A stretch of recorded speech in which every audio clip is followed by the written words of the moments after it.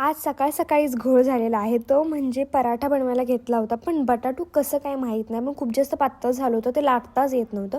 मग चपातीची एक लाटी केली, त्यानंतर त्याच्यावरती बटाटू पसरून मग पुन्हा दुसरी लाटी लावली आणि चिटकून मग लगेच भाजलं. मग ते कुठं खाता आलं आम्हाला. त्यानंतर मी चालले होते कपडे शिवायला टाकायला. मग एक ब्लाऊज आणि ड्रेस होता. या ड्रेसची कहाणी मी तुम्हाला नंतर सांगते. फळं आणली होती, मग त्यामधला मी संत्री खाल्ला. आठवडाभराची भाजी आणली होती, मग ती नीट केली. त्यानंतर मी काहीतरी बनवत होते. पहिले तर माझ्याकडे प्रीमिक्स होतं, त्याच्यामध्ये मी 1 चमचा तेल टाकलेलं आहे आणि थोडं थोडं करून पाणी टाकायचं आहे. मिक्स करत राहायचं आहे.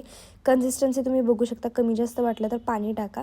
एक रिबन लेग स्ट्रक्चर व्हायला पाहिजे. त्यानंतर मी 4 बाउल घेतलेले आहेत. मी त्याच्यामध्ये निम्म्यापेक्षा कमी किंवा निम्म्यापर्यंत तुम्ही ते केकचं बॅटर टाकून घ्यायचं आहे आणि त्याच्यावरती डार्क कंपाऊंड टाकून घ्यायचं आहे. थोडंसं किसलेलं पण टाका आणि वरून पुन्हा केकचा बॅटर टाकायचं आहे. पूर्ण भरायचं नाहीये आणि ते लगेच प्रीहीट केलेल्या पॅनवरती ठेवून झाकायचं आहे. तुम्ही बघू शकता इथं आपलं घरच्या घरी चोकोलावा केक बनलेला आहे, पण माझा चोकोलावा पूर्ण व्हॉल्कनो सारखा बाहेर आलेला आहे. पण असं टेस्टी झाला होता आणि मी गरम होतो तोपर्यंत तुम्हाला दाखवलेलं कशा पद्धतीने. तुम्ही ही नक्की रेसिपी ट्राय करून बघा.